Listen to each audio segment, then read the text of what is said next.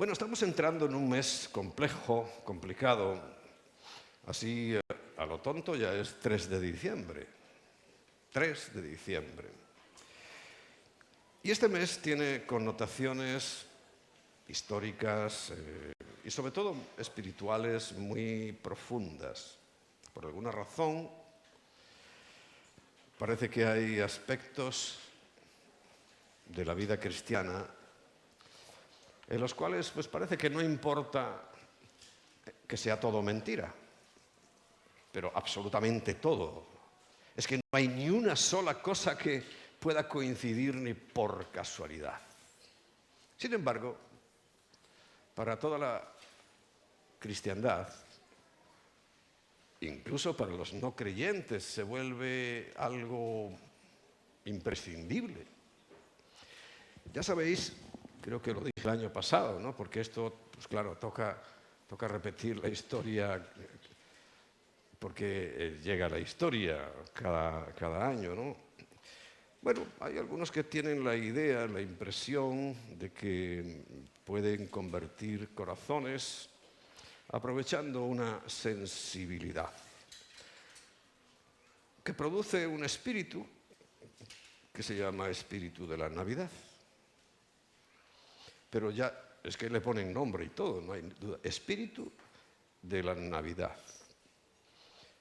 Pero no es espíritu de Dios, ¿no? Es espíritu de la Navidad. Claro, todo lo que no proviene de Dios, os lo dejo ahí a vuestra interpretación de dónde vendrá. Sin embargo, bueno, es un momento en el cual pues, la controversia puede ser. Yo no quiero entrar en controversia, no estoy yo para eso. Más bien lo que quiero siempre es exponer las cosas lo más claramente posible. Os puedo recomendar textos. Nosotros tenemos un folletito, porque como este año no voy a poder, creo, no voy a poder hacer una exposición más amplia de la Navidad. Digo creo porque, claro, aún falta un tiempo. Y se prevé que no. Pero sé que hay un momento en nuestra vida, y hablo de la vida de la humanidad, que en Mateo capítulo 25 el Señor nos da unas claves impresionantes. Yo personalmente entiendo que hay mucha sabiduría en las parábolas que el Señor nos enseña. En Mateo 25, que recuerda, Mateo 25 está a continuación de Mateo 24, donde nos habla del final de los tiempos. Respondiendo a unas preguntas que le habían hecho sus discípulos, el Señor empieza a relatar, no es el único texto, ahora es muy importante porque sale de la boca del Señor, qué cosas van a ocurrir. Una ocurrió inmediatamente en el año 70, la destrucción del templo. Otra pedían señales sobre su venida y sobre el fin del siglo, entendiendo por siglo una expresión que nos muestra esta era, este periodo en el cual de alguna manera Dios ha tratado con la humanidad, teniendo en cuenta que falta un día de 1000 años, en el cual por fin reinará la justicia, por fin reinará la paz, por fin reinará el amor. Claro, es el reino prometido a Israel, pero también a todo el mundo, el reino de nuestro Señor Jesucristo, físicamente reinando en Jerusalén, la que hoy estáis viendo. Y que, por cierto, ya sabéis que está siendo, pues como dice Zacarías 12, cada vez la necedad del ser humano aumenta, es incomprensible, y quieren cargarse la piedra pesada de Jerusalén. Si leyeran, yo por eso lo digo, ¿no? Por si hay algún gentil aquí, que puede que haya gentiles, o escuchándome o viéndome a través del internet, el que se quiera cargar la piedra de Jerusalén lo despedazará. Bueno, pero sabemos que hay algo hay algo que, bueno, siempre a uno le cuesta experimentar, ¿no? Ayer vine con Natanael del Redil y, claro, él vive físicamente en oscuridad. Yo a veces intento, bajo por mi casa sin la luz las escaleras y demás, a riesgo de partirme la cabeza, pero digo, es como una práctica. ¿Pero qué quiero decir? Cuando en Mateo 25 el Señor nos enseña una parábola muy importante que habla sobre el final de los tiempos, también habla del final de los tiempos, pero específicamente se centra en nuestro encuentro con Jesús. Lo que significa nuestro encuentro con algo que sabemos muy bien, porque la Biblia así lo define con claridad, que Él es novio, y la Iglesia, todo el conjunto de los que hemos creído en Cristo Jesús y en su obra, porque recuerda, en Cristo Jesús también creen los demonios, incluso tiemblan, no así los humanos que no creen, y muchos de los que creen tampoco tiemblan. Pero pues sabemos bien por las Escrituras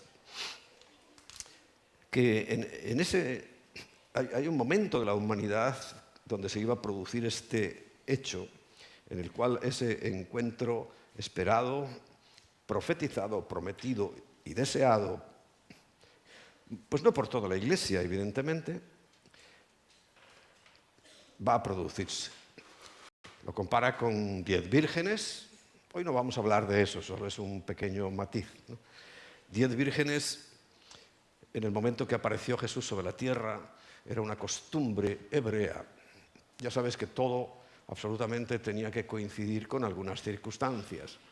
Hoy nadie se plantea que habría que crucificar y se podría crucificar a nadie, ¿no? Pero era muy normal en aquel tiempo y como tenía que haber ese acontecimiento fundamental para nosotros de su muerte en la cruz, pues tuvo que ser hace 2000 años. Y hace 2000 años también el pueblo hebreo tenía la costumbre de reunir 10 ceremonias matrimoniales. ¿Por qué? Pues ya lo he explicado, por una cuestión más bien económica. Una cuestión de que como es una semana entera en la cual se debe dar de comer a todos los invitados, y los invitados generalmente es todo el pueblo, de uno y de otro, del novio y de la novia. Pues es una cosa muy costosa y decidieron el rabinato, los rabinos de aquel tiempo, juntar de 10 en 10. Pero no es casual, porque precisamente lo que el Señor estaba significando y de alguna manera sabía que iba a ocurrir eso en aquella época, que hoy ya no ocurre, pero en aquella época sí. ¿Y por qué eran 10? Porque 10 es el número que representa la congregación, por tanto, representa la iglesia. Kehilá en hebreo, y también, bueno, hay una unidad básica que conocéis muy bien, os lo explico por si tenemos la oportunidad de volver a Israel, a Jerusalén, cuando estemos en la explanada del templo, siempre encontraréis gente buscando un consenso mínimo para empezar ellos a sus oraciones, sus rezos. Digo rezos porque son repetitivos, ¿no? Y rezar viene del latín recitare, o sea, recitar. Entonces recitan oraciones una y otra y otra y otra vez. Cosa que sabéis que en Mateo capítulo 6, cuando el Señor nos enseña a orar, dice, mas vosotros, hablando de nosotros, dice, no uséis vanas, vacías, repeticiones, creyendo que por vuestra palabrería seréis escuchados. Bueno, ellos piensan que son escuchados y repiten y repiten y repiten y los puedes ver repitiendo esas oraciones, rascándose la cabeza, rascándose otras cosas y hasta metiéndose el dedo en la nariz, creyendo que eso es, Dios está complacidísimo con una repetición continua de oraciones, que tal vez en su día tuvieron mucho contenido y mucho sentido, pero lo que vamos a ver es que, claro, ellos están buscando siempre, a veces, ¿no?, gente, especialmente días tranquilos, Porque hasta que no son 10 en el grupo, hay muchos grupos, hay uno por aquí, otro por allí, pero hasta que no son 10 en su grupo, no comienzan su rezo, su oración. ¿Por qué? Porque 10 era el número mínimo, para ellos sigue siendo el número mínimo que compone una congregación. Y habla exactamente de iglesia, pero ahora, en este tiempo, ¿para nosotros de qué habla? Pues de iglesia. Ahora, sabemos que todas las reformas que hizo Jesús fueron muchísimas, cambió todo, realmente le dio sentido verdadero a todas las cosas, y ya sabéis que nos rebajó la cuota bastante. Porque, ¿qué dice ahora el nuevo pacto? ¿Qué dijo Jesús? Donde haya 2 o más, ¿no? Pero donde haya 2, simplemente 2, ya es una congregación. Ya Él se va a mover entre nosotros. O sea que nos ha facilitado realmente las cosas, porque encontrar 2 pues, es más fácil que encontrar otros 9 que te quieran acompañar.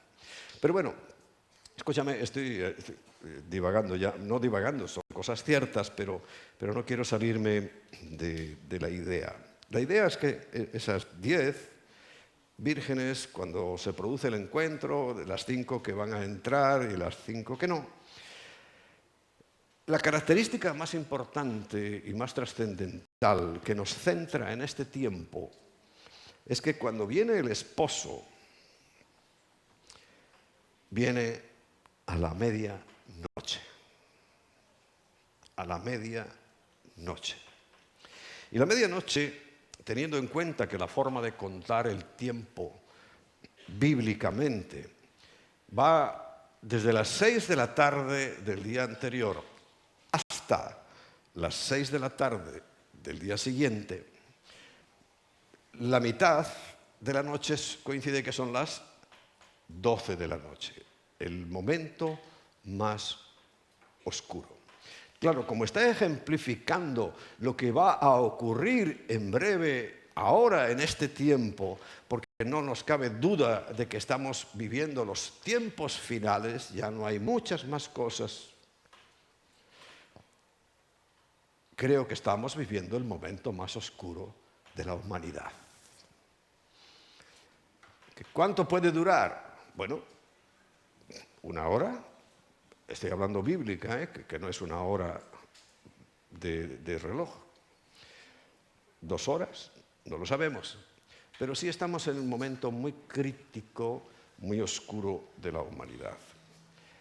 Como nunca antes se llama a lo bueno malo y a lo malo bueno. Estamos viendo con nuestros propios sentidos, ojos y entendimiento cómo aquí mismo en nuestro país se ha destruido todo. Hoy tú quieres preservar algún valor, ya no estoy hablando de ni siquiera obedecer la Biblia, pero preservar algún valor, y todo el mundo, la mayoría de la gente insulta, descalifica y hace una cantidad de cosas que resulta increíble, es que ni siquiera respetan. Piden respeto, pero como es un sistema satánico autoritario, imponen, no dan tregua, no dan oportunidad a que alguien piense de otra manera, ¿no? Nosotros no vamos a cambiar, ni mucho menos, ¿no? Pero es lo que estamos viviendo, ¿no? Es la realidad que está aconteciendo en este momento, ¿no? Quiere decir que la oscuridad está reinando. La oscuridad se ha establecido como nunca en la tierra. Vemos cosas tan incongruentes como que hoy ignoran, por ejemplo, lo que pasó en Israel el día 7 de octubre. Les parece una tontería que entraran y mataran 1.400 personas. Les parece insignificante que mataran a los niños, a los bebés, delante de sus padres, algunos metiéndolos en el horno de la casa, vivos, delante de sus padres. Eso hay mucha gente que no tiene ninguna importancia. Lo importante es que se están defendiendo. Eso sí, es gravísimo. Eso es tremendo. Que se vayan a defender, eso a todo el mundo le tiene muy ofendido. Yo diría, y por si acaso hay algún ofendido aquí de esos o me está viendo, por favor, vete allí y lo arreglas tú. Si no vas a ir y no puedes arreglarlo, cállate, porque te estás metiendo en un buen lío. En un buen lío.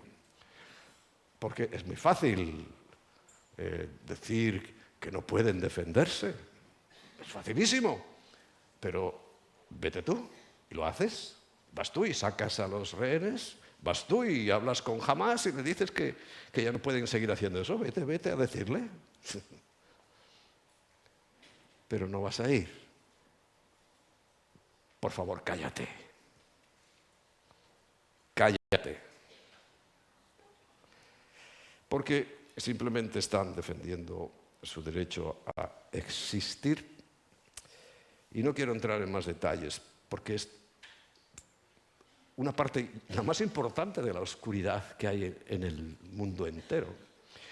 Hay oscuridad moral, sexual, económica, etc. Pero sabes que todo lo que Dios ha dicho y todo lo que nos pronostica o profetiza que va a ocurrir tiene que ver con Israel.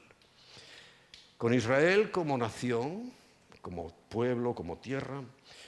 Israel como personas que habitan esa tierra. De tal manera que ya, pues hace aproximadamente sobre esa fecha de octubre, y ya estamos en diciembre, yo, en mi opinión, ¿no?, dije que si esto no paraba y no ha parado, la semana pasada hubo una tregua, ¿no?, 6, 7 días, pero no ha parado. Entraríamos ya en ese apartado que la Biblia nos señala y nos indica que no es ni el famoso Armagedón, ni es la batalla de Gog y Magog, sino que es una guerra que el salmista Asaf nos muestra en el Salmo 83, donde los inmediatos vecinos de Israel, puestos de acuerdo para su destrucción, atacarán al pequeño Israel en tamaño físico. Pero tiene dos características. Una, su tecnología es extraordinaria. Y dos, Dios les protege. Dios está con ellos, lo ha dicho, y va a estar. No le quepa a nadie la menor duda de que va a estar. Pues bueno, no ha parado. ¿Dónde va a desembocar? Pues quizás en ese conflicto. Pero digo quizás porque solo Dios sabe. Pero viendo todas las circunstancias, todo lo vas componiendo y vas viendo y viendo que realmente estamos en el momento más oscuro de la humanidad, donde prácticamente hay mucha gente que se queja que todos los valores se han perdido. Pero yo no hablo de valores. Los valores se tomaron un día de algo muy importante. Y quiero que tomes nota de esto.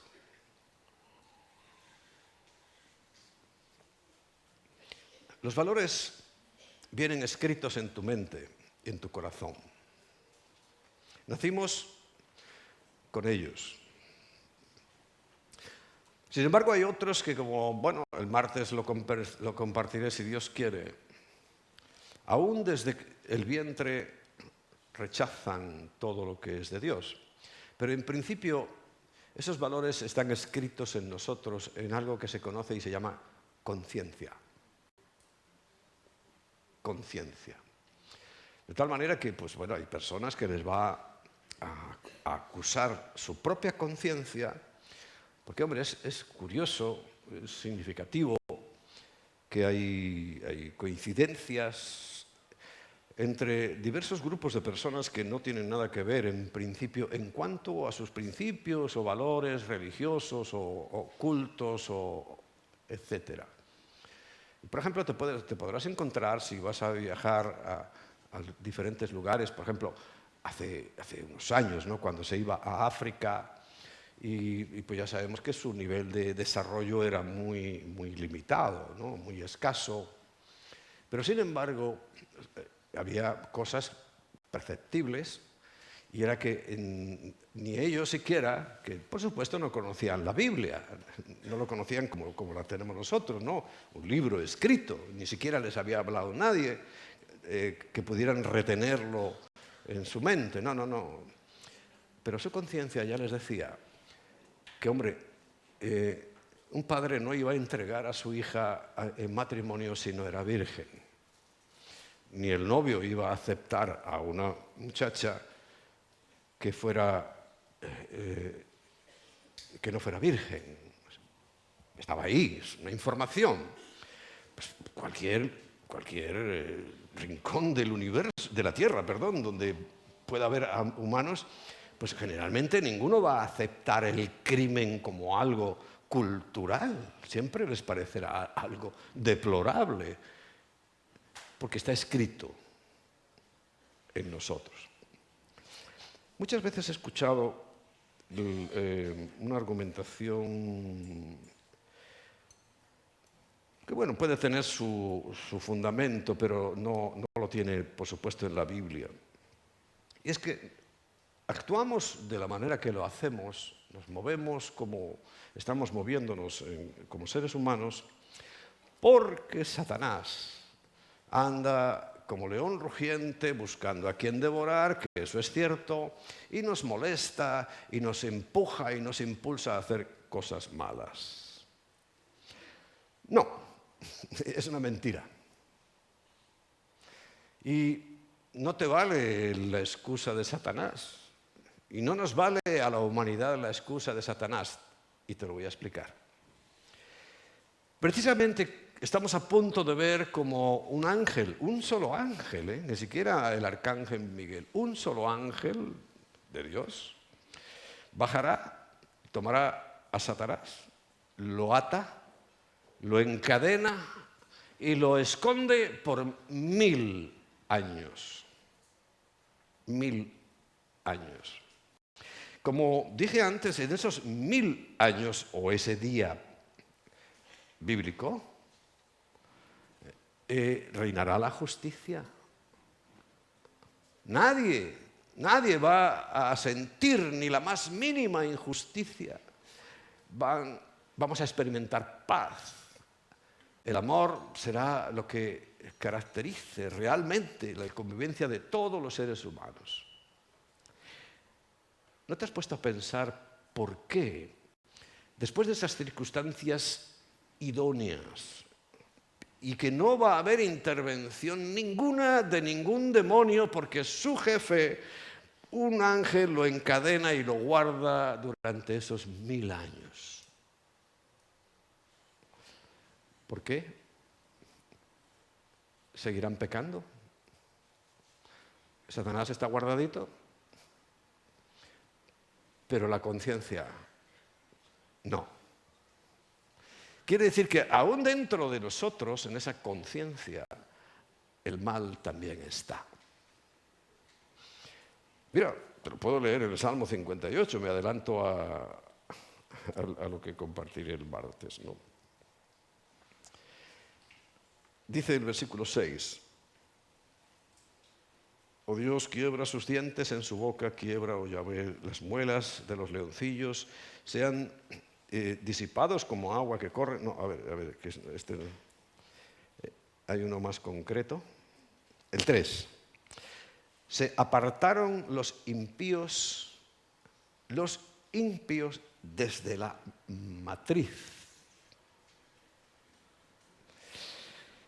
Se descarriaron, hablando mentira, desde que nacieron. Lo llevaban y lo traían escrito en su corazón. Bien escrito en el corazón. Y esa es la razón porque sin la molestia o la intervención de Satanás ni ninguno de sus demonios, al final de esos 1000 años, una gran parte de la humanidad, no 4 locos por ahí, una gran parte de la humanidad se vuelven a rebelar contra el Señor. Tremendo, será soltado evidentemente, pero ¿qué hará? ¿Qué hay en esos corazones que ahí yo lo estoy viendo con claridad, ¿no? Que enseguida los convence para venir en contra de Dios? Claro, ahí ya sí que ya es el remate. Por eso os decía antes, que se está metiendo en problemas muy serios mucha gente, que yo no quiero que se metan en problemas muy serios, porque el que toca a la niña de los ojos de Dios, y si quieres averiguar, en vez de ser tan listillo, estudia, averigua que la niña de los ojos es Israel, pues también ahí va a pasar, ¿no? Si tenemos todas las posibilidades y toda la ciencia capaz. Ahora bien, decía que al principio que este es un mes complicado, porque además se han metido cosas que hoy por lo menos no voy a poder explicar en cuanto a cultos abiertamente satánicos que se han trasladado al momento de la Navidad. Navidad viene de natividad y está demostradísimo que no tiene nada que ver. Pero bueno, en vez de hablar de los inconvenientes que todo esto tiene, que los tendrá, porque la opinión mía es que si yo no hago todo lo que Dios me dice, pues alguna consecuencia tendré que afrontar. Ni siquiera te digo pagar, sino afrontar, porque es cierto. Al menos algún beneficio, que también en el Salmo 158 al final habla de los que verán o veremos la recompensa de hacer las cosas bien. Y lo vamos a ver. Pues, a ver, quiero hablar de lo bueno, de lo positivo. Porque hay un acontecimiento que va la semana próxima, el jueves próximo comienza por la tarde, que dura 7 días, que está nombrado en la Biblia, pero no, por supuesto, como una celebración o una orden, porque son órdenes de parte de Dios las 7 fiestas solemnes. Son órdenes de Dios. A muchos cristianos se les está olvidando eso, pero muchísimos, sorprendentemente a muchísimos, que es una orden. Y que cuando habla de fiestas solemnes, todo el mundo en su mente, ¿qué traduce inmediato? Son fiestas de los judíos. Pero por favor, tienes 1000 euritos si me encuentras donde pone eso en la Biblia. No lo vas a encontrar, tranquilo. Porque lo que dice son las fiestas solemnes de Yahweh. De Él. Entonces, claro, no se nos puede olvidar a ninguno. No debería olvidarse nadie de ellas. En cuanto al nacimiento de Jesús, no hay ninguna duda de que nació en tabernáculos, que ya pasó. Pero recuerda que nunca dice en su palabra que tengamos que celebrar tal cosa. Si fuera tan importante lo diría, ¿no? Sería un detalle de parte de Dios que nos dijera, mira, es fundamental, es crucial, es imperativo que celebréis mi cumpleaños. Pero vamos a ver, ¿cómo podemos celebrar el cumpleaños de alguien que es eterno? ¿Cuándo nació? Como hombre, sí, pero no fue el 25 de diciembre, no. Allí nació un personaje, y por si acaso te gusta estudiar, que se llamaba Tamuz. Tamuz, hijo de Nimrod y de Samiramis. Artemisa es otro nombre. Astarter, Asera. Estoy dando nombres de diferentes culturas. ¿Y sabes cómo terminó aquí hasta ahora, en el siglo XXI? María. El mismo culto.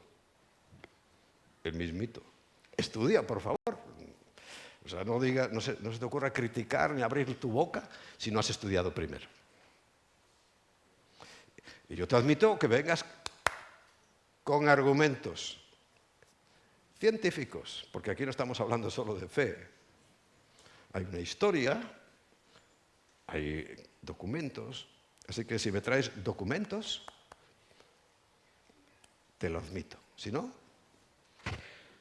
calla y escucha, que es muy sabio. Bien. Entonces, bueno, hay un momento que pues en el calendario hebreo sí está, evidentemente, y que podemos decir que Jesús, pues de alguna manera, participó. En Juan capítulo 10, el Evangelio de Juan capítulo 10, dice en los versículos 22 y 23.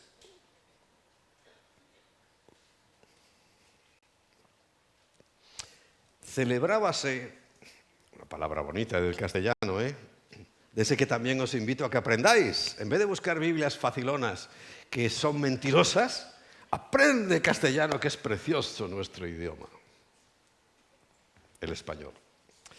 Celebrábase, qué palabra esdrújula, ¿no? Tan bonita, en Jerusalén la fiesta de la dedicación del templo. Porque si estudias todo esto que te estoy diciendo, te vas a encontrar con las guerras de los macabeos y que tuvieron que restablecer y reinaugurar el templo, etcétera, etcétera. Bueno, de la dedicación de esa segunda parte. Era invierno, y Jesús andaba en el templo por el pórtico de Salomón.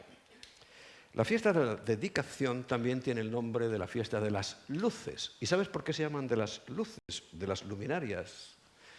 Y su nombre es Hanukkah. Hanukkah, el instrumento figurativo, representativo, es una hanuquía que a diferencia de la ordenada por Dios, esto sí que es impepinable, que estaba dentro del templo. Uno de los elementos más importantes que había del templo es la famosa menorá, que consistía en una lámpara, en un candelabro de 7 luces. Una central siempre. Y en este caso, de la menorá, 3 por cada lado, formando ese conjunto de 7 luces. Ahora bien, cuando se produjo un milagro muy importante para ellos, habla el pueblo judío, después de que fue presionado y el templo fue en un tiempo silenciado, el único milagro, vamos a llamarle de esa manera, el único acontecimiento fuera de lo normal, y cuando algo es fuera de lo normal es sobrenatural, fue que el templo se quedaba sin aceite, porque esa menorá funcionaba con aceite, y se quedaba sin aceite, por tanto se iba a apagar la luz. Oye, ¿qué ocurre cuando se apaga la luz? Oscuridad, ¿no? No había aceite para ese proceso, entonces un milagro, vamos a llamarle así, se produjo, y es que la luz no se apagó y funcionó días sin aceite. En conmemoración de ese milagro, ellos vieron, el Señor todavía no ha apagado la luz sobre Israel, y todo ha fallado, todo el templo, ya no se pudieron hacer ningún sacrificio durante esa guerra de los macabeos y esa invasión de Jerusalén y del templo. Sin embargo, la luz ordenada por Dios, que por tanto es de Dios, nunca se apagó y funcionó, recuerda, sin aceite. En conmemoración de ese milagro, y coincidiendo con las fechas, porque recuerda, era invierno, todavía el pueblo, hasta el día de hoy, celebran Hanukkah. Ya no con una menorá, sino que le añaden 2 brazos más. Primero porque para ellos la menorá es santa. Yo recuerdo que hace muchos años Paseábamos por el barrio más ortodoxo de Jerusalén, se llama Mea Shearim, y entramos en una librería, no sé si venías tú, Luis, conmigo, pero íbamos a comprar pues, algún talit, compramos unos talits, bueno, y íbamos a comprar una menorá. Bueno, la que nos armó aquel hombre. ¿Pero cómo vienen a comprar una menorá? ¡Eso es santo! Y digo, hombre, perdone, es que la venden en muchos sitios. Pero para un conocedor de la Biblia, una menorá no es un objeto turístico. Todos tenemos menorá. Yo tengo ahí una en mi despacho y en casa. Pero para un ortodoxo, es una ofensa. Se ofendió aquel hombre, recuerda, pero muchísimo, ¿eh? Entonces, en vez de la menorá, como si quieren hacerlo público, le añadieron 2 brazos más. Ya no es la menorá, pero funciona igual. Lo único con 2 luces más. Y por eso se llama Hanukkah, con un candelero de 9 brazos, los cuales hay uno central, lo mismo, porque los brazos se añadieron a continuación de los otros. Ya si la exhiben públicamente en cualquier parte, es más, en todas las casas de los israelitas que consideran la Biblia, la tradición, como algo importante, a partir del jueves por la noche veremos la primera lucecita. Porque la luz central tiene que estar encendida, la vela central, la llama central tiene que estar encendida, porque con esa misma, el primer día se desprende de su lugar y se enciende una luz. Y se pone otra vez allí. El segundo día se vuelve a tomar esa central y se enciende otra luz. Así hasta completar esos 9, 8 días en realidad, ¿no? El equivalente de una semana que dura la fiesta de Hanukkah. Claro, viendo que es mentira absoluta y creo que es una ofensa a Dios, la gravedad y la importancia la vamos a ver cuando estemos allí, pero que le mintamos en la cara y que le queramos hacer tragar con ruedas de molino a Dios, que prohíbe la idolatría, que prohíbe todas esas cosas. Y los cristianos llenan su casa de muñecos y de ídolos y de cosas, ¿no? Ahí Dios como que dice, mira, no lo voy a mirar, pero también me tienes que encontrar eso en la Biblia, ¿dónde está? Que dice que en ese momento, en las Navidades, Él no va a mirar la idolatría y no va a mirar que es un culto a Tamuz. No, Él no va a considerar eso. Cuando lo encuentres, me lo dices, por favor, te agradezco. Tampoco lo vas a encontrar. Pero el caso es que, bueno, es un momento que nosotros decidimos ya hace unos años, diciendo, bueno, coincide más o menos en esas fechas. Creo que se relacionan bastante bien, porque nosotros no vamos a dedicar nada, no tenemos ni siquiera templo. Si tuviéramos un templo, pues podríamos inaugurarlo ese día, pero sí tenemos un gran mensaje sobre la luz, porque es la fiesta de las luces. Hay muchos argumentos, versículos que hablan de la luz, pero increíbles la cantidad de versículos y de textos en la Biblia que hablan de la luz, porque es la característica de Dios y es la característica de nosotros. Entonces, tenemos por un lado una humanidad que está en la oscuridad. Para mí, siempre faltará algún matiz, ¿no? Algo más. En un momento más oscuro, donde ya pues, sabes que falta muy poco para que la pederastia se legalice, ¿no? Si no lo sabías, pues infórmate también, ¿no? Es bueno estar informado. Y donde ya, bueno, pues sabemos todo lo demás que hoy no te voy a recordar. Pero se ha desplomado todo lo que es el ser humano, sus características, sus valores, más que valores, su propia conciencia. Porque lo malo de la conciencia, que no te lo dije antes, es que la Biblia lo dice, y la experiencia también, que se llega a cauterizar. ¿Alguien sabe lo que es cauterizar una herida? Endurecerse. Y hay personas que tienen una característica, se hacen una herida en cualquier sitio y bueno, se les pone aquello como un cordón de soldadura, una cauterización tremenda, ¿no? Y quiere decir cuando ya se seca, se quema. Bueno, la conciencia, clarísimamente, y hoy, pues gracias a los medios de comunicación, se la están cauterizando a todo el mundo. Ah, pero ojo que nosotros ya lo sabíamos, ¿eh?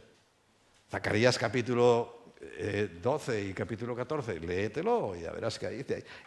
Porque ahí ya nos dice, todas las naciones, todas se van a poner en contra de Israel. Pero si te lo lees, también verás lo que les va a pasar. Yo lo digo, porque está en la Biblia. Porque se ha cauterizado de tal manera, se ha endurecido tanto la conciencia del ser humano, que claro, hoy nosotros vamos con una velita, ¿no? Entonces me parece muy bien que hablemos, más que de Hanukkah, que por cierto lo aprovechamos como una oportunidad, porque claro, ahí tenemos un conflicto con nuestros niños, ¿verdad? Todos los demás están paganos y ateos y cualquier clase, están con sus regalitos. Ahora ya tenemos, fíjate, lo empalman desde el Friday y ya directo se engancha con los Reyes Magos. ¡Qué barbaridad! A mí, yo recuerdo de niño me daban juguetes, claro, si no, yo no sabía nada de esto y mis antepasados inmediatos tampoco. Y yo recuerdo que me la daban doblada, ¿no? Porque me reciclaban juguetes, porque no había, solo el Día de Reyes. Y yo, claro, recuerdo, pintado de otro color, recordar el mismo juguete, ¿no? Era así. Pero yo feliz de la vida y encantado, sabiendo que nuestro principal juguete era apedrearnos unos a otros, ¿no? Pero apedreadas con piedras gordas, ¿eh? Ya tengo aquí una en la frente bien dada. Pero bueno, ese día y unos días más jugábamos con nuestra... Recuerdo que había una pistoleta que la había fabricado mi abuelo. Tenía forma y un tubo aquí y se metían pelotas de ping-pong. Entonces, con una goma, ¡pam!, lanzaba. Y ese 2 o 3 años me lo reciclaron. Pero bueno, estaba bien. No me quejo, pero era así. Pero hoy, fíjate, ya desde cuando se va y ahora tenemos ya enseguida la Navidad y antes eran los Reyes Magos, ahora no, ahora también algunos le dicen el Niño Dios, otros Papá Noel, etcétera, etcétera. Más regalitos y los Reyes Magos no se pierden, más regalitos. Supongo que para los niños estará muy bien. Pero, claro, nosotros como hijos de Dios tenemos que ajustarnos a la Biblia. Y como también lo de los Reyes Magos es una mentira absoluta, porque ni eran magos, ni eran 3, ni eran reyes.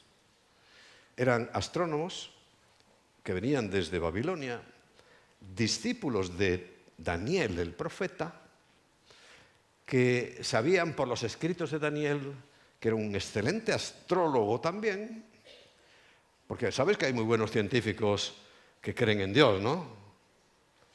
Por ejemplo, Isaac Newton. Isaac Newton era un hombre que todos lo conocemos por su famosa ley de la gravitación universal, pero ¿sabes que era un excelente predicador? Y un escatólogo de primera, que tiene libros escritos. Ahora, ¿en la escuela te han dicho que el libro de profecía de Isaac Newton? No. Pero era un buen cristiano. Bueno, pues también Daniel era un tipo muy inteligente y dejó escritos, y sus discípulos vieron y observaron, oye, pues cuando vaya a venir el Mesías, que es la esperanza de Israel de toda la vida, pues va a venir una estrella. Claro, yo no tengo ni pajolera idea de qué es eso. Yo miro las estrellas, me encanta verlas, pero no sé qué es. No interpreto. Cuando leo alguno que creo que he entendido, digo, es verdad, mira, sí, bien. Pero no le doy demasiada credibilidad. O sea, credibilidad sí, pero no tengo argumentos para opinar sobre eso, más que simplemente ver y observar. Bueno, Pero ellos sabían, porque se sabía, que iba a haber una luz, una estrella especial, que iba a llegar y iba a posicionarse en el firmamento, en algún lugar que ellos sabían dónde coincidía en vertical, y fue sobre Belén. Una pequeña aldea, pequeñísima aldea, a unos pocos kilómetros de Jerusalén, muy poquitos de Jerusalén, donde iba a nacer Jesús, hombre, Jesucristo, hombre, que nació efectivamente allí. Bueno, todo lo que rodea eso, ya también os lo he dicho otros años, es una mentira, pero vamos, eso ya es gordísima. Yo cuando entendí eso, dije, caramba, cómo somos de ingenuos los seres humanos en general y los cristianos en particular. Porque aún los evangélicos, que deberíamos tener una noción y una comprensión distinta de la Biblia, pues primero porque la leemos, ¿no? Todos la leemos, ¿no? Y porque tenemos el Espíritu Santo que nos ama. Y de cómo hemos podido, y siguen todavía con esa mentirota. Bueno, no quiero entrar hoy a hablaros de la catáluma, a diferencia del pandogeión, que sí es una pensión, un aposento, un mesón, pandogeión, pero que cuando habla del nacimiento de Jesús es catáluma, que es un aposento alto. El mismo que se reunieron en la última cena era una catáluma, un aposento alto, o sea, una habitación en el piso de arriba, para que nos entendamos. Y es donde no había lugar para ello, por dos razones. Una, el censo romano, pero lo más importante era porque las fiestas solemnes del Señor, ellos las respetaban. ¿Y sabes qué fiesta era? Tabernáculos. Por eso nació Jesús en tabernáculos, no tengas la más mínima duda.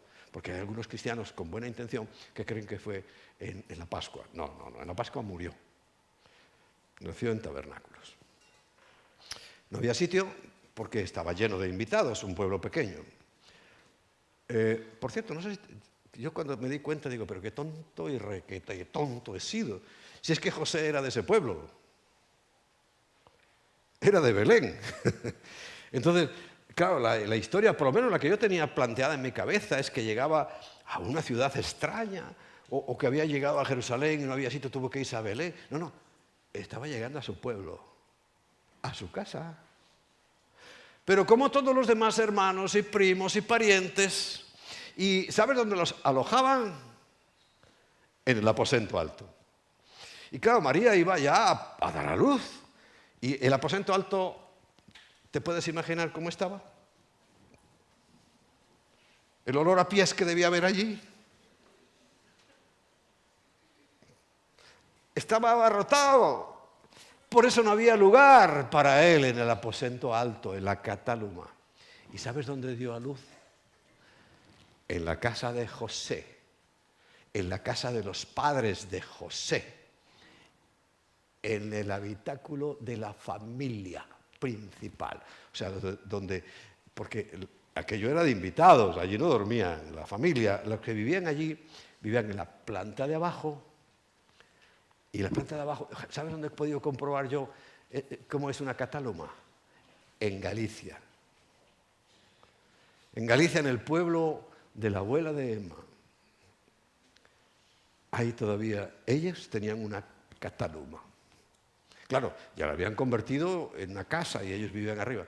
Pero lo de abajo era el lugar donde vivían, donde cocinaban, donde a un ladito ponían a los animales. En la casa ponían a los animales, por varias razones. También había amigos de lo ajeno. Pero allí estaban los animales. Pues porque muchas veces tendría que, ¿sabes? El supermercado de los padres de José, ¿dónde estaba? Allí en la vaca. ¡Ay, un poco de leche! Espera, se acaba la leche.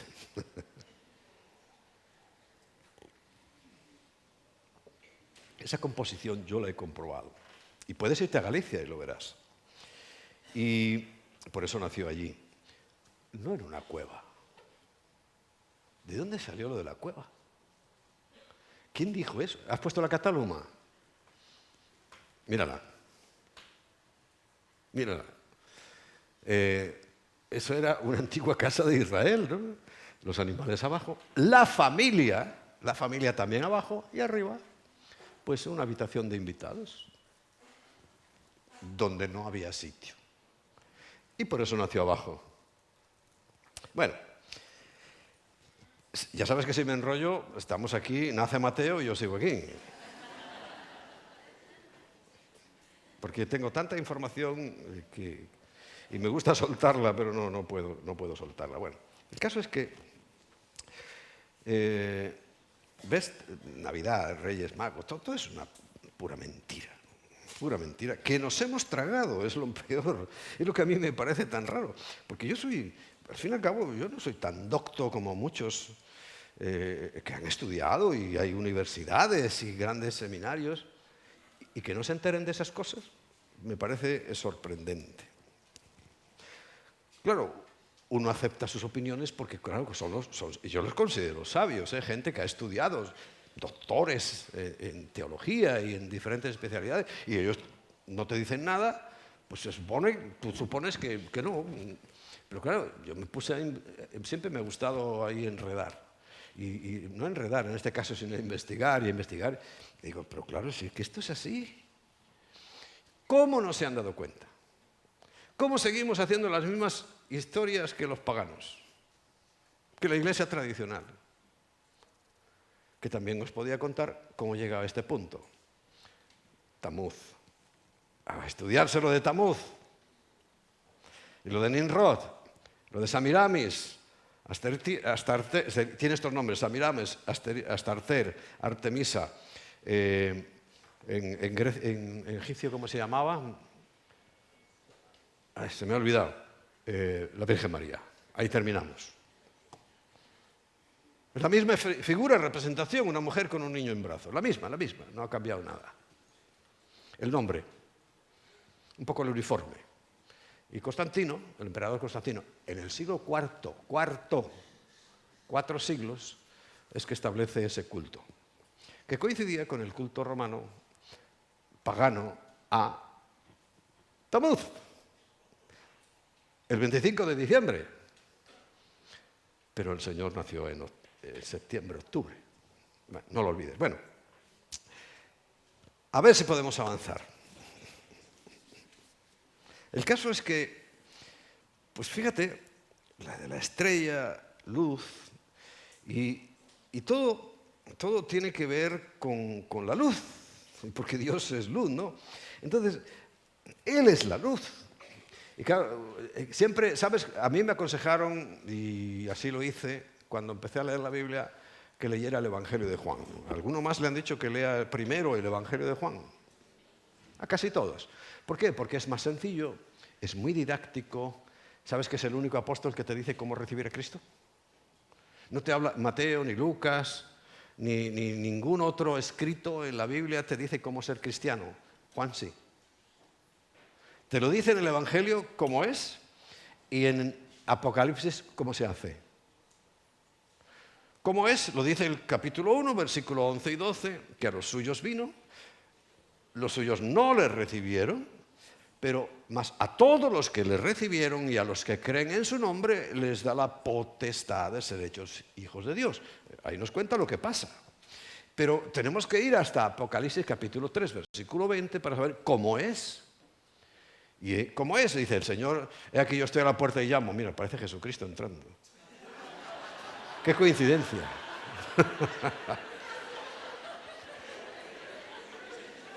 Si alguno oye mi voz y abre, dice, yo entraré a él. Ahí es el milagro, es el nuevo nacimiento, es el momento clave, cumbre, épico, maravilloso, en el cual el Espíritu de Dios, el Espíritu de Cristo entra en nuestro espíritu y nos da vida. Pero ese alguno le abre. No lo abre un padrino, no lo abre una cultura, no lo abre una religión, lo abre uno mismo y entra. Y se produce ese milagro hermoso y maravilloso del nuevo nacimiento. Pero bueno, todo tiene que ver con luz. Entonces, bueno, Juan, que es el evangelio más didáctico para principiantes, en realidad casi si tú te quedas con ese evangelio y con todos los escritos de Juan, vas a estar muy bien, pero no es esa la idea. Pero Juan, precisamente para aclarar estos conceptos que la religión ha manoseado y ha torcido y ha pervertido tan tremendamente, pues evidentemente para ellos Juan es un enemigo. Un enemigo porque les desmonta toda su parafernaria. Y dice, en el capítulo 1 comienza el versículo 1. Yo cuando empecé a leer esto, y lo he leído, y lo he leído, y lo he leído, incluso cuando estuve preparándonos para este ministerio que ahora tenemos, el primer estudio que nos mandaron a hacer, estudio exhaustivo, ¿no? Examinando palabra por palabra, ¿no? Haciendo algo que se llama apologética, que es una ciencia cristiana que estudia las verdades de la Biblia. Estudiando apologética, claro, el Evangelio de Juan no solamente es para principiantes, sino para grandes expertos. Y palabra por palabra. Bueno, dice así. En el principio, claro, te puedo contar todo lo que eso lleva. Es antes de la creación. Arché, la palabra. Era el verbo. O sea, antes de que existiera nada, ni el universo, ni nada que se le parezca, era el verbo, Cristo. Y el verbo era con Dios, o sea, el mismo Dios. Y el verbo era Dios, lo aclara, ¿no? Por si acaso hay algún lerdo, que se llama así, lerdo, ¿no? Alguien que es un poco torpe. El verbo, era en el principio con Dios. Para lerdos, ¿no? Vuelve a explicarlo. Ya, vamos. Todas las cosas, todas, por Él fueron hechas. Porque recuerda, ya existía antes. Cristo ya existía antes. Vino como un ser humano hace 2000 años, pero ya existía antes. Todas las cosas por Él fueron hechas. Pero claro, tú lees Génesis capítulo 1 y verás que es el Espíritu el que se movía sobre la faz. Y verás que es el Padre el creador de todas las cosas. Es que es el mismo. Es el mismo. Y sin Él, nada de lo que ha sido hecho fue hecho. Clarísimo. En Él estaba la vida. ¿Y la vida qué era? La luz. La luz de los hombres. Es importante la luz. Por eso Satanás quiere hurtar todo. Porque recuerda Juan capítulo 10, versículo 10, dice, el ladrón no viene sino para hurtar, matar y destruir. Pero tranquilo, el Señor dice, pero yo he venido para que tengan vida. Y una vida abundante, una vida de conocimiento, de prosperidad, en todos los aspectos. Que siempre nos vaya bien. Ese es el plan de Dios. Pero el de Satanás no lo ignores. Hurtar, matar, destruir, mentir, robar. Todo eso lo hace él. Y lo está haciendo y lo hará. Aún después de aquellos 1000 años de paz. ¿Recuerdas que te lo dije hace un rato? Increíble, increíble. Lo torpes que somos los seres humanos. En Él estaba la vida y la vida era la luz de los hombres. La luz en las tinieblas resplandece. En el momento más oscuro de la humanidad, ¿qué es lo que recuerda Mateo 25? ¿Qué es lo que tenía que hacer la candidata, la novia? Todas las 10 congregaciones, que es la iglesia en general. ¿Qué tenía que hacer?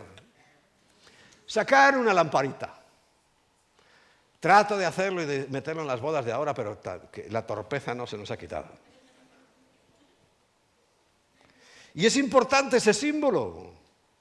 ya que hablamos de simbología y nos gusta tanto la simbología. Es importante porque como el novio llegó en medio de la noche, a la medianoche, no veía un pimiento. Y eran 10 novios. El nuestro no es uno solo, tranquilos. Pero lo que estaba ilustrando real y físicamente eran 10 novios buscando a 10 novias. Parece el título de una película, ¿no? Del oeste. Y claro, ¿cuál era la suya? Tenía que tomar la lamparita, que tenía que alumbrar y ponérsela en la cara.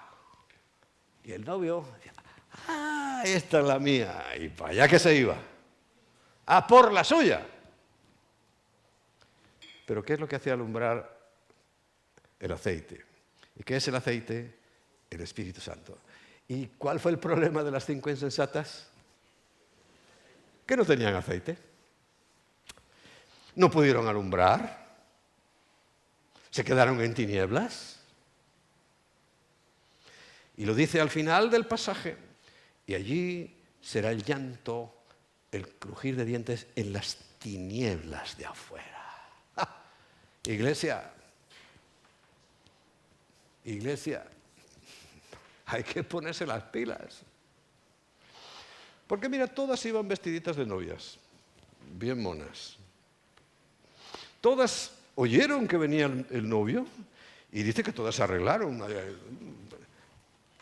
Pero algunas se quedaron, como dicen no sé si en España o dónde, pero dicen, con los crespos hechos. No pudieron arreglarse, porque lo más importante, con los que lo iba a identificarse, el novio era con el Espíritu Santo, que le tuvieran a él, que tuvieran vida. Y se quedaron en las tinieblas de afuera. Pero las que tenían, aunque sea una lucecita, porque las lamparitas esas son chiquititas, son una cosa así minúscula que funciona con aceite y una mechita que se enciende, pero suficiente como para que el novio dijera, esta es la mía.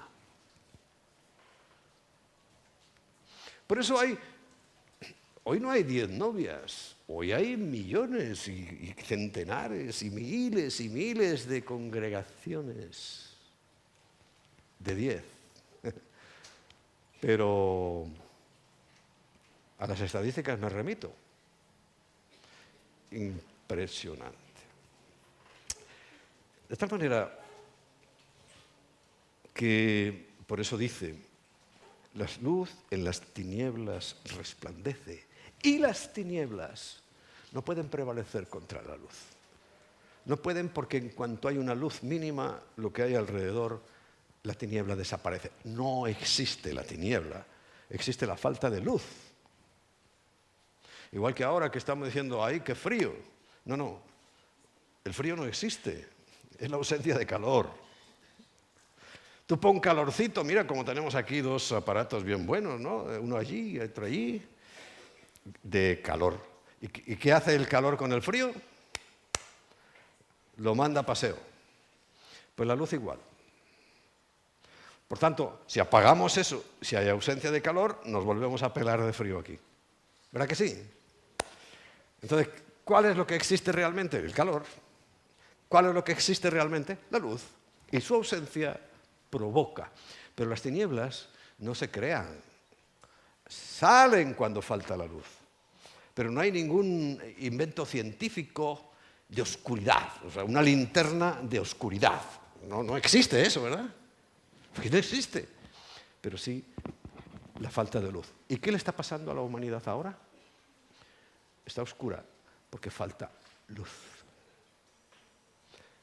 Porque hoy creer en Cristo es anecdótico. Hoy los que creen en la luz verdadera es tan escaso que la Biblia llega a afirmar que muchos de los cristianos, ya no estoy hablando de todo el conjunto de la humanidad, no, ese mensaje es para los cristianos, dice, muchos en aquel día me dirán, Señor, Señor, y yo les diré, no sé quién sois. Porque no tenían luz. porque no hacían la voluntad del Padre. Fíjate, yo estoy un poco, vamos a llamarle, obsesionado con eso. Porque si el Padre en su voluntad me dice, no te hagas imágenes, y yo las hago porque es Navidad, amigo, en Mateo 7:21 dice que el que no hace la voluntad del Padre no entra. Y a mí, eso me preocupa un montón. Por supuesto, la salvación es en Cristo, ¿eh? Pero recuerda, eran todas vírgenes. Todas, las 10. Y si el Padre dice un montón de cosas que no se deben hacer, mentir, por ejemplo, y ya te estoy diciendo que todo lo de la Navidad es una mentira, pues hombre, a mí me queda... Yo prefiero tomar la posición diciendo, no, mira, mejor no hago eso, mejor no lo hago. Y bueno, no es que tome un sustituto, es que estaba el Señor mismo presenciando y sabiendo, y el pueblo hebreo, vamos a ver, el pueblo de Dios escogido, sigue haciéndolo, sigue participando de la fiesta de las luces, porque es importante recordar la luz, para que no prevalezca sobre las tinieblas. Aquella luz verdadera, dice el versículo 9, Juan 1:9. Aquella luz verdadera que alumbra a todo hombre venía a este mundo. Venía a este mundo. En el mundo estaba. Segundo, el mundo por Él fue hecho, por Cristo. Aquel bebecito, aquel que llaman niño Jesús, hizo el mundo, hizo el universo. Qué niño más listo, ¿no?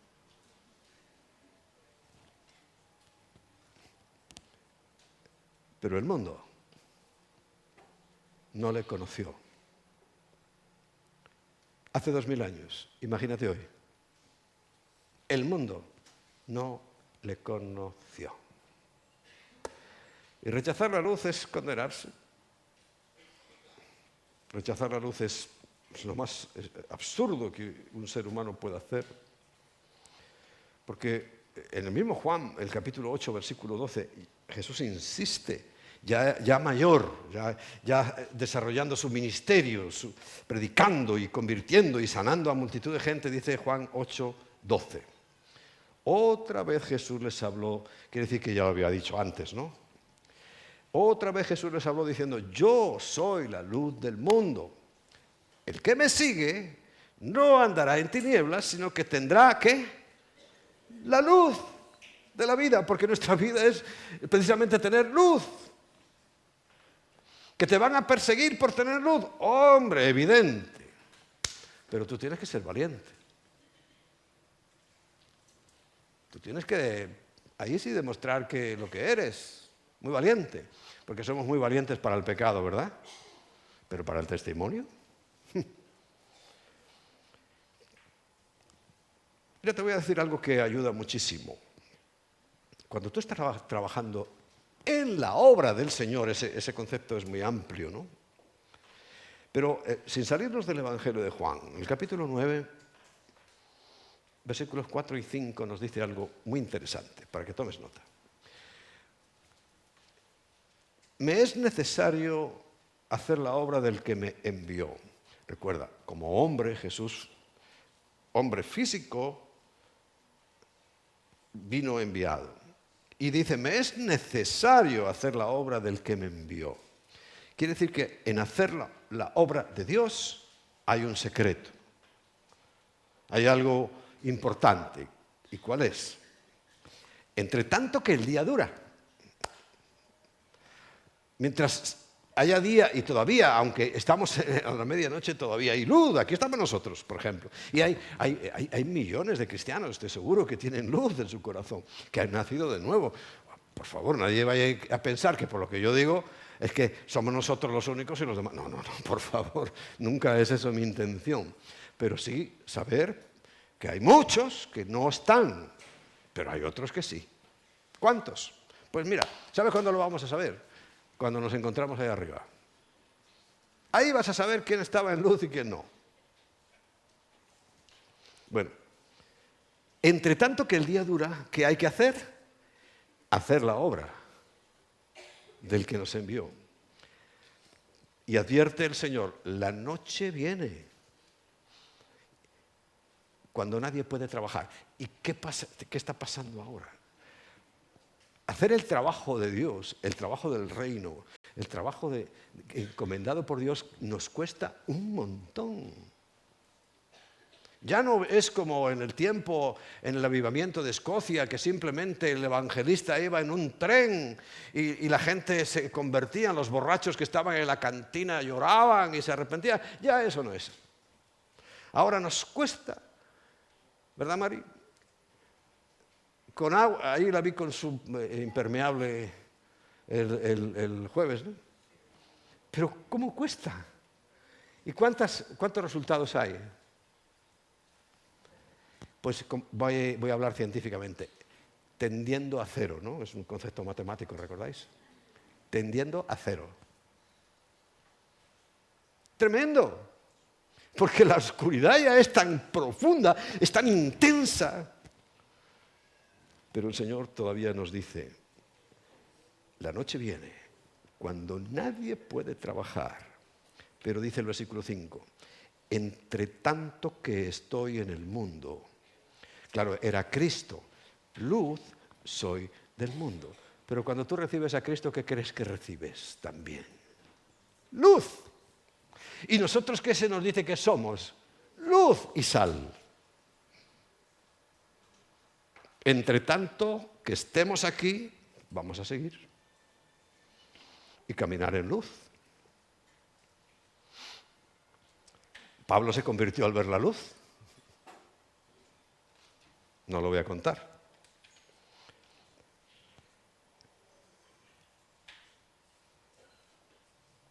¿Y sabes lo que la apaga?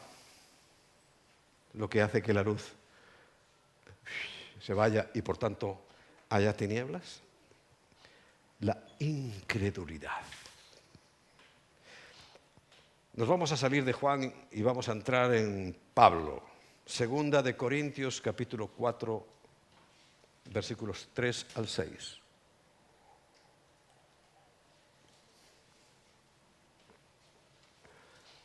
Segunda de Corintios, capítulo 4, versículos 3 al 6. Pero si nuestro evangelio está aún encubierto, entre los que se pierden está encubierto. No quieren oír. En los cuales el Dios de este siglo, recuerda, Juan 10, la primera parte, el Dios de este siglo, que es Satanás, cegó el entendimiento. ¿Cómo comencé hoy la reunión? Que el Espíritu Santo abriera nuestro entendimiento para poder comprender las Escrituras. Porque el Dios de este siglo hace lo contrario, ciega el entendimiento. Ojo, no quita la responsabilidad que tienes, porque si pecas es porque tú pecas. No le eches la culpa a nadie, ni al diablo. Muy cómodo decir, no, Satanás me tentó. ¿Eh? ¿Y tú qué tienes que hacer con la tentación? ¿Me lo explicas? ¿O te lo explico yo? Llevarla a Cristo y la tentación se va. Pero el Dios de este siglo sí que hace su trabajo. Una vez que ya conoce nuestra debilidad, cegó el entendimiento, pero no de los cristianos, de los incrédulos. De los incrédulos. Para que no les resplandezca la luz del Evangelio de la gloria de Cristo, el cual es la imagen de Dios, recuerda, sí, el niño Jesús, ¿vale? Es la imagen de Dios. ¿No os dije la semana pasada en Romanos 1 que todo se refleja, lo que hay en el cielo está reflejado en la tierra? Y que Dios nos hizo a su imagen y semejanza. ¿Qué deduzco yo? Que Dios es muy parecido a nosotros. Con el perdón de la burrada que he dicho. Nosotros somos muy parecidos a Dios. Porque dice que cuando tú veas la naturaleza Y está muy bien que veas los pajaritos y los ciervos, aquí por el camino te puedes encontrar alguno, y que veas los perritos y los gatitos. Con eso dice, es suficiente para que creas la existencia de Dios. Pero ¿quién es el que más se parece de toda la creación a Dios? Como decían los madrileños antiguos, el menda lerenda. El hombre, nosotros. Por tanto, cuando contemplas a un hombre, aunque algunos es que son muy feos, pero bueno, es un problema de ellos. Yo sé que en el rapto, en el arrebatamiento cambia eso, ¿eh? Pero son imagen de Dios. Imagen y semejanza de Dios.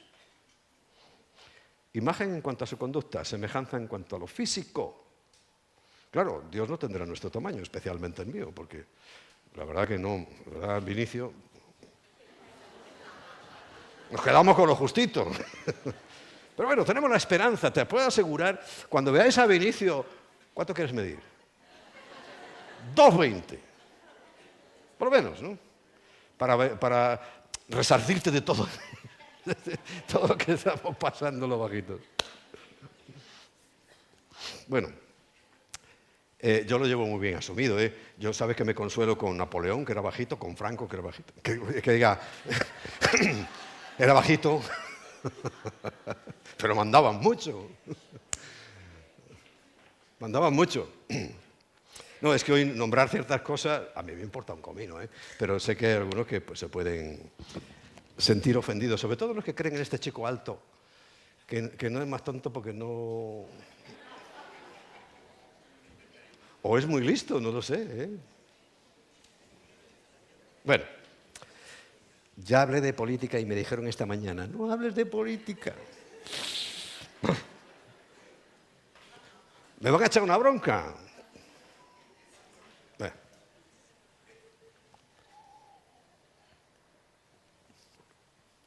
Estoy hablando de tinieblas. El chico alto es mucho de las tinieblas, ¿eh? El bajito de antes tampoco creas que era un santo. Pero es que ahora, vamos,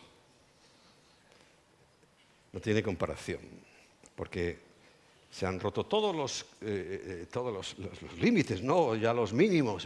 Vivíamos en mínimos, pero ahora ya no hay ni mínimos siquiera.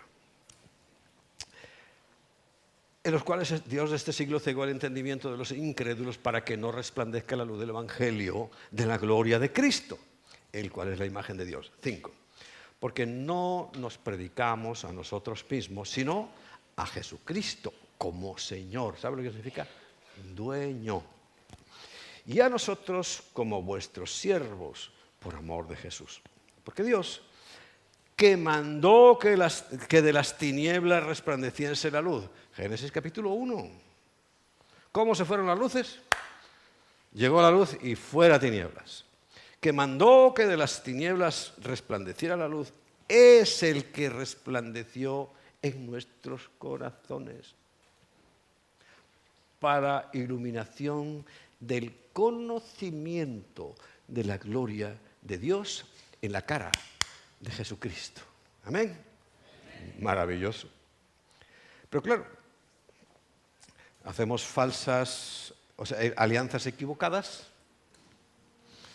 Muchas veces nos pasa, y a todos los niveles.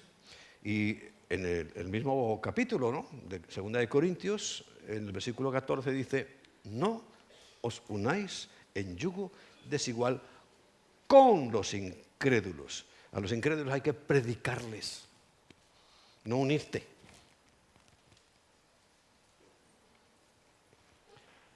Que se disfrazan,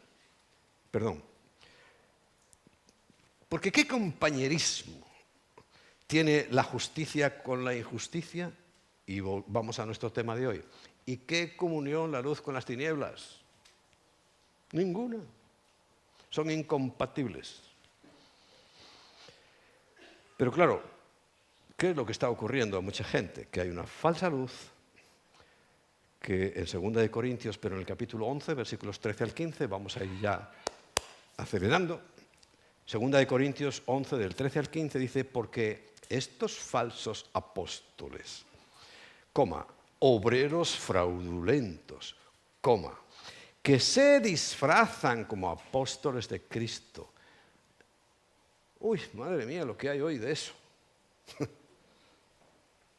Tenemos para exportar. Hasta en España tenemos para exportar apóstoles. Apóstol y apóstata se parecen bastante, ¿no? Bueno. Y no es maravilla, o sea, no creas que están haciendo nada del otro mundo, porque el mismo Satanás, que es su jefe, esto no lo pone la Biblia, se disfraza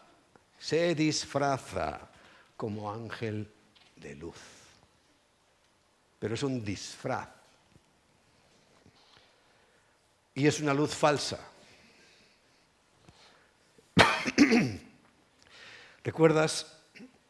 Hay un concepto de la luz muy importante que no debes olvidar. No voy a traer tampoco todos los textos porque es mucho. Pero la luz de Dios alumbra y la luz de Satanás deslumbra. Y cuando tú vas en tu coche, la luz de tu coche te alumbra. Pero cuando viene uno de frente, te deslumbra. Y si te deslumbra, no ves. Y hoy es que es tan deslumbrante. Ayer mismo estábamos, porque claro, como con todo este proceso mateístico, fuimos al hospital, nos mandaron para casa, ir a dar una vuelta, hacía un frío ya que pelaba. ¿Dónde se daban las vueltas? Pues fíjate, donde mi tío Paco.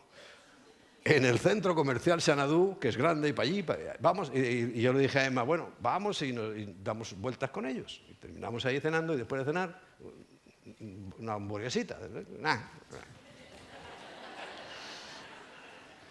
Pues salimos y había un puesto de cosas, de adornos de Navidad. Y digo, caramba, la verdad es que son bonitos.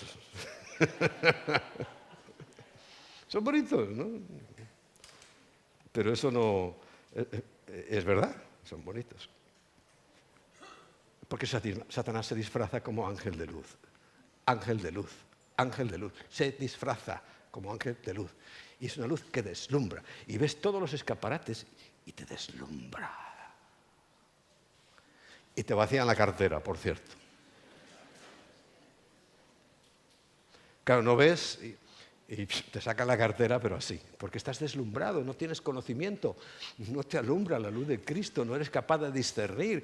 Y caes como tonto en esas cosas que en esta última etapa, no solamente es algo satánico, que viene desde Babilonia, que viene desde Nimrod, lo pillaron los centros comerciales. Pillaron el negocio. ¿Y cómo lo ponen de bonito? Y lo disfrazan de luz siendo tinieblas. ¿Te das cuenta? Así que no es extraño que también sus ministros se disfracen como ministros de justicia. Se disfrazan, no es que sean. Porque el fin de ellos, cuyo fin será conforme a sus obras. Huele al infierno el fin, ¿no? Bueno, vamos a dejarlo aquí. La verdad, hay tantas cosas que quisiera compartir con vosotros y recordarme yo mismo. Pero termino con algo que ya hemos hablado en estos días. Termino es la palabra clave para que vengan los músicos. Juan. Apóstol Juan en su primera carta, algo que ya conocemos sobradamente. Pero vamos a recordar hoy.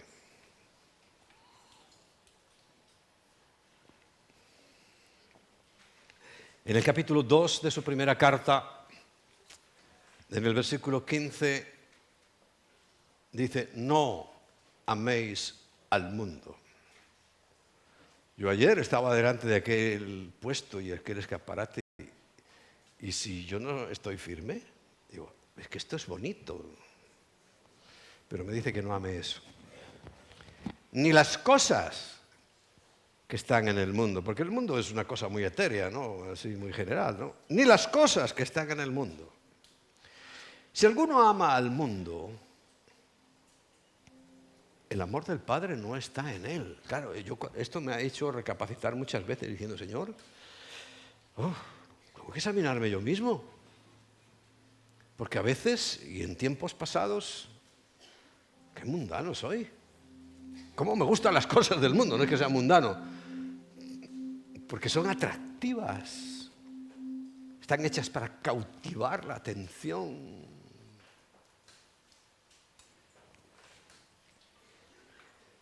Pero dice claramente, y es lo que ayer pude medio experimentar, así por un instante, pero no dejó de ser un instante, yo lo estoy confesando, yo no soy, procuro no ser un hipócrita, un fariseo, ¿no?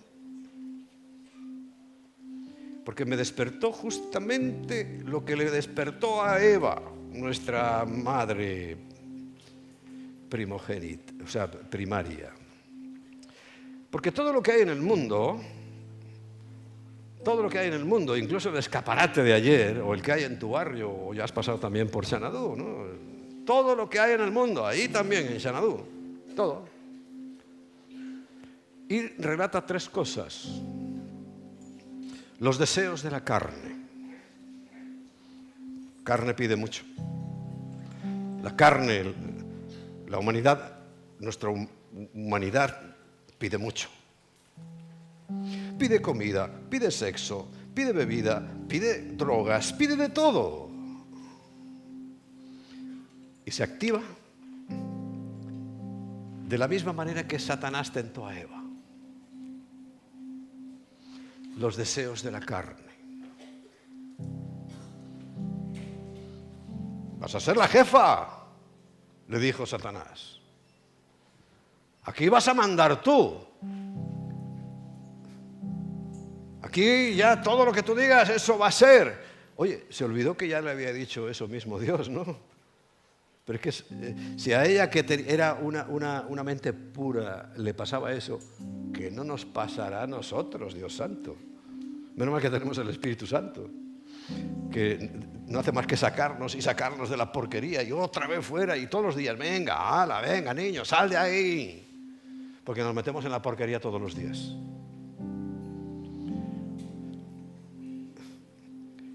Los deseos de los ojos. Recuerda, vio que era algo deseable.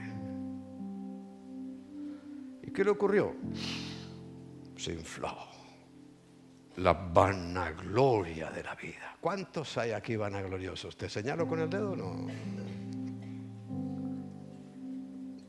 Vanagloria. Oh, lo que voy a hacer. Uf, como Dios. Se olvidó que habían sido hechos a imagen y semejanza de Dios, ¿no? Un detallito. Y se esponjó. Pero dice que todo eso no proviene del Padre. Nuestro Padre no trabaja así, ni mucho menos, sino del mundo. Pero hay una advertencia que te voy a decir ya para terminar en esta mañana. El mundo, con todos sus atractivos, con todas sus cosas que nos está ofreciendo, pasa. Y sus deseos también pasan. Pero en esto quiero recalcar para terminar en esta mañana, pero el que hace la voluntad de Dios. Hoy hemos examinado un aspecto que no es voluntad de Dios. Pero todo el que hace la voluntad de Dios, ¿sabe lo que le va a pasar? Permanece para siempre. Qué bueno, ¿no? Vida eterna. Por eso, Padre, qué bueno que has puesto la salvación como algo tan ajeno a nosotros, tan imposible para nosotros, que has sido tú mismo el que viniste a hacerte carne como nosotros. También recibiste el ataque de los deseos de la carne, Jesús, pero no caíste. También Satanás te tentó con los deseos de los ojos cuando te presentó y te planteó ser el dueño de todos los reinos de la tierra, pero no caíste. Y eso implicaba una vanagloria, y tampoco caíste, Señor. Esa victoria, aunque con muchas dificultades para nosotros, y hablando de nosotros, Señor, la verdad es que cuando entendemos tu palabra y la profundidad de ella, tratamos por todos los medios de no dejarnos deslumbrar. Más bien lo que queremos es que tu palabra nos alumbre, que tu presencia por medio del Espíritu Santo nos alumbre, que guíes nuestros pasos, Señor, que nos hables, que nos indiques nuestra dirección, que nos muestres con claridad en lo que estamos equivocados, Señor, y que no seamos torpes para negarlo y tratar de ocultarlo. Porque delante de ti todo está a la luz. Porque tú eres la luz. Y Jesús viniste como luz del mundo. Pero hoy vemos que el rechazarte a ti, el rechazar tu amor, el rechazar la salvación que nos diste gratis, está convirtiendo este mundo en tinieblas. Y estamos, Señor, no sé si me equivoco, no sé si falta mucho tiempo o poco tiempo, pero veo a mi alrededor, y más bien no veo, porque hay tantas tinieblas, hay tanta tiniebla. Estamos quizá en el momento más oscuro, y es una pregunta que te hago, Señor. ¿Estamos ya en el momento más oscuro? ¿A la medianoche? Solo tú lo sabes, oh Dios. Pero no importa si falta mucho o poco. Lo que importa es la actitud de nuestro corazón. Lo que importa es que nosotros, como siervos diligentes, como hijos amados, seamos íntegros. Eso hará que, al menos en nuestro entorno y a nuestro alrededor, inmediatamente las tinieblas se disipan. Yo quiero darte gracias, Señor, porque yo creo que en cada congregación, en cada iglesia donde nos reunimos en tu nombre y para agradarte a ti, las tinieblas se disipan, se van, porque no pueden soportar la luz. La oscuridad no soporta la luz.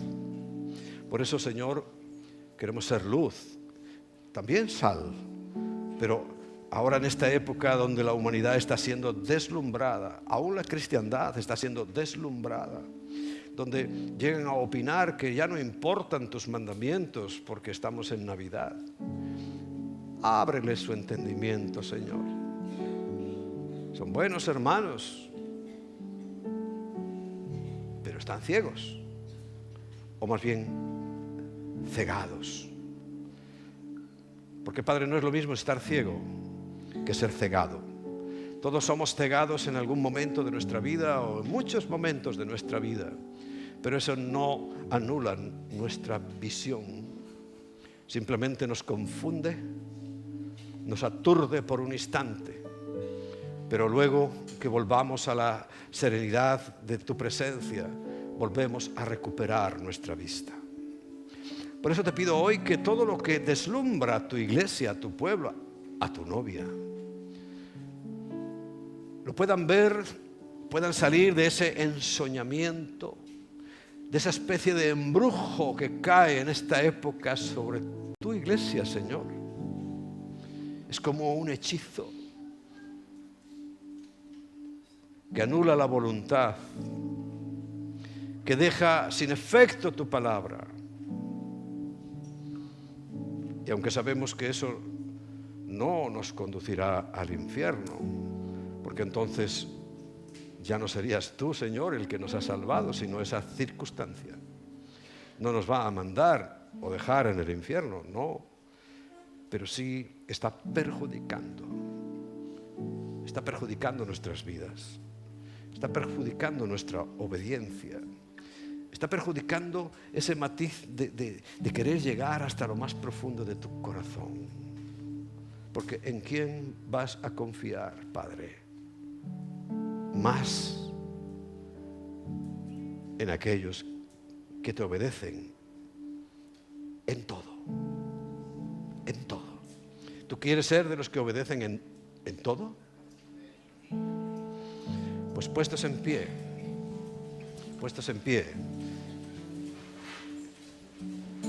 le damos toda gloria, toda honra, y sabemos que la mayor gloria es su obediencia, como hemos hablado en estos días, obedecerle a Él, su palabra, y ser luz. Él es luz, y su luz ha sido colocada en nosotros para ser luz también. Por eso muchas veces no vamos a deslumbrar a nadie, simplemente vamos a alumbrar su camino, ayudarles a que vean un poco, entiendan y puedan salvarse. Mira, por casualidad hay un versículo delante de mis ojos. Mateo 24, 34.